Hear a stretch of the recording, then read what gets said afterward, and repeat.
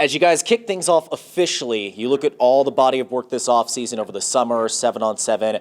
How do you feel like these guys have been able to come together so far? I've been really pleased with our senior leadership. They really have. It's something that we've kind of harped on. That's something that I've really challenged them on.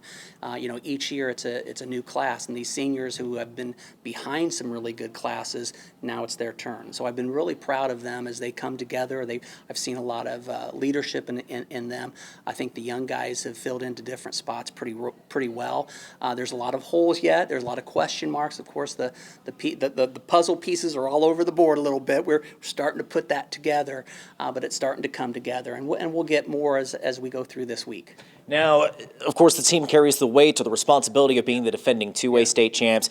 How do you guys manage those expectations? I mean, as always, this team has always had a target on their back, but how do you carry those expectations knowing you are going to get every team's best shot? Right, and we tell our kids that, and they know that, and we've done that the last several years. So I think it's putting our expectations on that.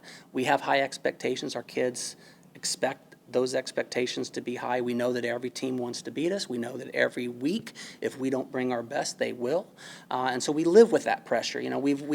These kids have kind of grown accustomed to that, the pressure that we put on them as coaches, the pressure that other teams are going to be putting on them, the pressure they put on themselves. So it's constantly like we're in a state of pressure. We have to bring our best in practice. We have to bring our best in games if we want to achieve our goals. So it's just kind of a state we're in.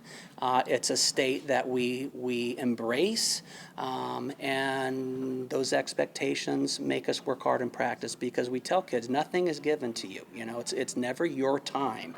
It never is. You have to earn everything that you get in life, and it's a good life lesson to have that. And our kids know that. We coach that way. It's a new season. We don't focus on what we did last year. We focus on the here and now. It puts a target. We know that, and that's fine. We embrace it. We're okay with it. We gotta live up to it as well. So that's kind of what pushes us. It's kind of our motivation. Now, I'll be talking with a couple of your guys, Jamie, Braylon, and Cam. Who are some other guys that have really impressed you this offseason that are primed to have a big breakout year at Adams? Well, I think two of our offensive linemen from last year, Carter Beaver, these are two seniors. Carter Beaver is our center. Nate Gherkin is our tackle. They kind of shore up the offensive line with, of course, Cam Fravel and others. And they have been great leaders. They know the offense well. They know our blocking schemes. They're kind of coaches on the field. I've been really impressed with them. Of course, Joey Everett, who was a starting wingback from last year, has been really great for us this year. He's kind of a little bit banged up, so he's got some shoulder issues, but I think he's going to be okay, and he's going to be a big part of what we do. And other guys like Reese Hammond and Jamie Roach and these guys who have played last year, we're going to expect a lot of good things out of them, and hopefully they become leaders and they pull some of the younger guys along and see how things go.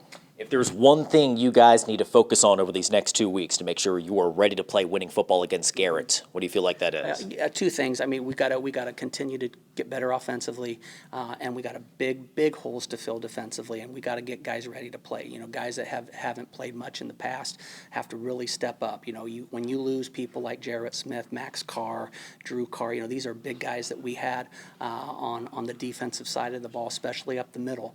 Our linebackers really have to get up to speed on how they're going to play. That's a big question mark, and we got to shore that up.